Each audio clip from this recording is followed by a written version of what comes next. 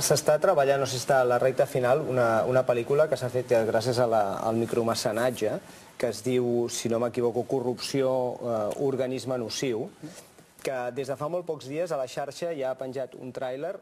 Veiem una part d'aquest tràiler perquè vegi la importància de fins a quin punt molts ciutadans poden ser víctimes de corrupció i la importància que té denunciar-ho. Ho veiem i anem a taula i seguim aquesta conversa. Us sembla? Doncs vinga. Completin la feina.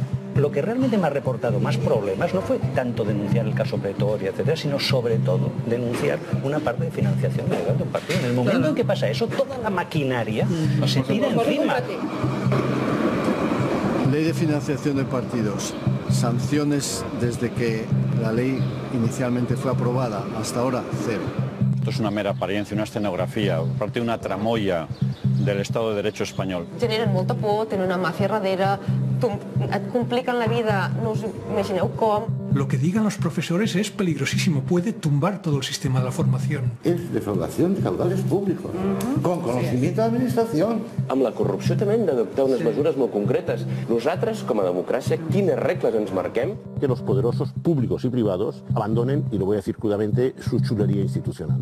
Ha despertado esa conciencia ciudadana de decir, bueno, ya que no lo hacen los políticos, vamos a hacerlo nosotros. Quan la gent es mobilitza i passa a l'acció directa, les coses comencen a canviar. ¿Queremos transparencia para qué? ¿Para evitar corrupción? Claro que sí, pero queremos transparencia para tener una participación ciudadana consciente y real. Es materialmente imposible que un juez en un tiempo razonable pueda abordar ese volumen inmenso de procesos de una complejidad extraordinaria. Otra vez, centenares de millones de euros se están en estos momentos utilizando en comisiones, en las contrataciones públicas. Hemos tenido siempre, más que una casta, una costra dominante que ha expoliado el país cultural. És només un avançament d'aquesta pel·lícula, Corrupció, organisme nociu, que suposo que els pròxims dies es podrà veure al cinema, em sembla, no? És una feina de la productora Pandora Box TV, Pandora Box TV.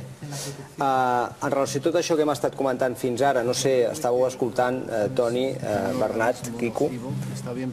Jo voldria plantejar-vos una cosa, o sigui, esteu dient que estem en una societat corrupta perquè tothom és corrupte. No. Però clar, no, és que els polítics no són bolets que surten del món, surten de la societat. O sigui, i tots els polítics són corruptes. Jo crec que ella ha parlat del sistema, no? El sistema és corrupte. Ella ha parlat del sistema. Jo he treballat en una administració pública on la majoria no ho eren. No, jo parlo del sistema. És a dir, el sistema que quan tu... Però un sistema que, perdona, que t'interrompessi, o sigui, una mica el que deia l'Agustí, un sistema que diu que no hi ha democràcia, que no hi ha llibertat, perquè la gent vota com a borregos